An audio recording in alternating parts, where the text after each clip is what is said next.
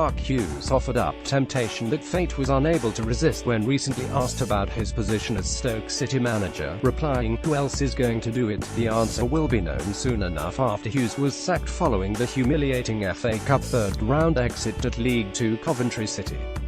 Stoke's ownership, led by the Coates family, are known for the patience and calm-headed approach to matters such as managerial affairs, but the loss at the Ricoh Arena came with inevitable consequences. So what went wrong for Hughes at Stoke?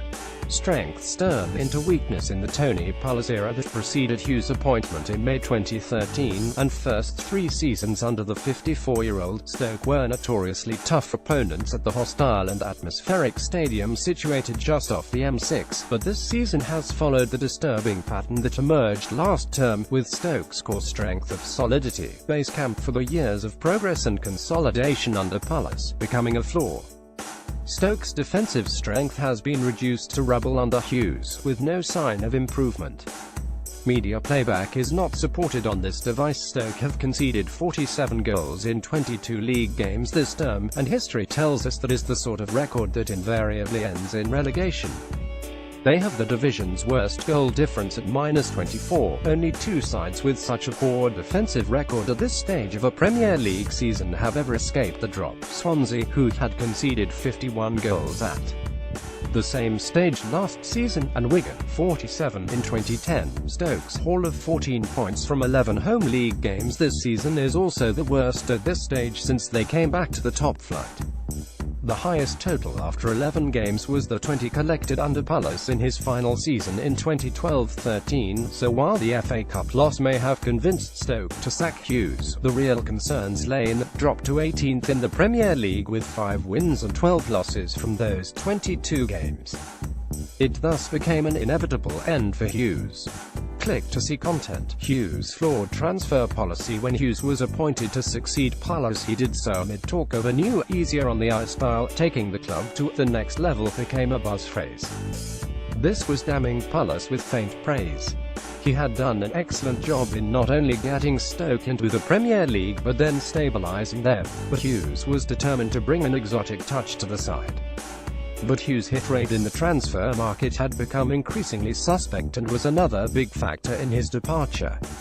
Made 33 permanent signings, many of them ambitious but only a few of them unqualified successes. Bojan Krcic arrived from Barcelona in July 2014 but flourished only fleetingly, although in Hughes and the player's defense he suffered a huge blow when he damaged his anterior cruciate ligament 2 years ago. Hughes' record outlay of £18.3 million on midfielder Gianelli Imbula from Porto in February 2016 was a dismal failure as the player never looked fit for Premier League purpose. He is now on loan and a write-off financially for the club. "Sometimes things just don't pan out as you hope," said Hughes, with more than a little understatement, when addressing the subject of Imbula. Xherdan Shaqiri was an unquestioned marquee signing when he joined from Inter Milan for £12 million in August 2015. He has produced moments of genuine brilliance but not with the consistency required to lift the increasing gloom. Former Real Madrid forward Gis arrived on loan from Paris Saint-Germain in August, but after marking his debut with the winner in the 1-0 victory over Arsenal, he has proved to be another blip on Hughes' transfer record. Gis was disciplined for leaving the bench early after Hughes made his second and third substitutions in the home win over Swansea in December, and his Stoke career already seems over amid talk of a move to Las Palmas. And this summer's big outlay, the £18 million paid to Tottenham for Kevin Wimmer, has been another failure, the centre-back unable to provide the quality required to stop Stoke's defence shipping goals. Berahino gamble fails. While it is unfair to lay the blame for Hughes' woes at the feet of one player, the debacle that has been Saido Berahino's Stoke career will be regarded as emblematic of the manager's final months in charge. Hughes paid £12 million to sign the outcast striker from West Brom in the hope of reviving a career that was once so promising. The likes of Tottenham and Liverpool were linked with him. Stoke never quite looked like a Hughes team and never quite escaped the impression they were still largely a Pulis team, yet since joining Stoke in January 2017 Berahino's career has simply flatlined. He has played 23 Premier League games with 11 starts in that time, a total of 1,106 minutes, and does not have a goal to his name in any competition. In the Premier League he has only one assist. Berahino started in the FA Cup loss at Coventry but made no impact. Hughes' gamble on Berahino's early potential had backfired. It was another failure. Hughes still deserves credit despite its sorry end. Hughes should not have his 4-year reign dismissed as a complete failure. In his first 3 seasons he did exactly what was demanded of him when he gave Stoke successive 9th-placed Premier League finishes, and served up excitement with the maverick talents of Shaqiri and Marko Arnautovic, whose £24 million move to West Ham this summer robbed them of unpredictability and goals.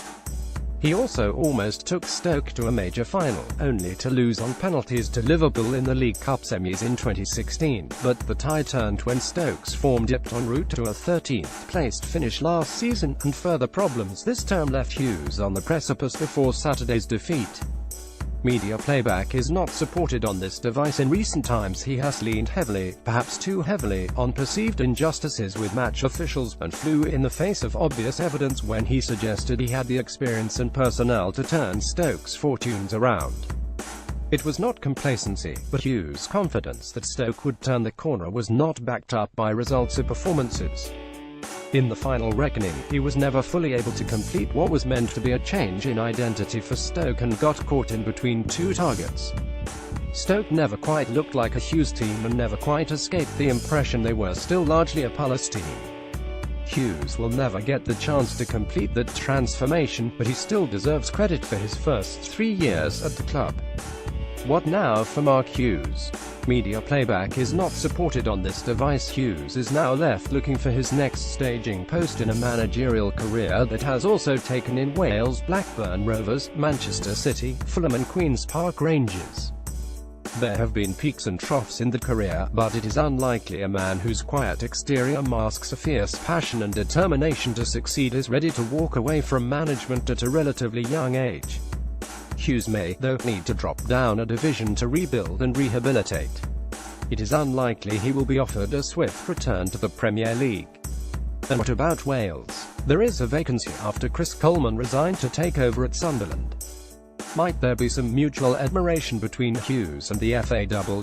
Hughes proved he had the profile and personality for that level during his time as the national team manager, starting in 1999 and only losing out on a place at Euro 2004 after a playoff defeat to Russia. Where next for Stoke City? Stoke's statement announcing the departure of Hughes contained no reference to a caretaker, suggesting confidence that a new man will be in place by the time they visit Manchester United on the 15th of January. And it is also naive to suggest Stoke's decision-makers would not have at least been weighing up potential options as Hughes struggled in recent weeks. 2 candidates have been heavily touted in Derby County's Gary Rowett and Republic of Ireland manager Martin O'Neill. Would 43-year-old Rowett, with Birmingham City still paying the price for the bizarre decision to remove him from his job, consider a move to Stoke, having guided Derby into 2nd place in the Championship? Would he swap a promotion push for a relegation fight with all its risks? O'Neill, at 65, still has hunger for the game, and perhaps the hurt he felt at the Republic's narrow World Cup qualification failure may persuade him to have another crack at the Premier League. 2 of this season's early Premier League casualties, ex-Everton boss Ronald Koeman and former West Ham manager Slaven Bilic, have also been mentioned, while Fulham's Slavia Sergio Kanovic is an outsider.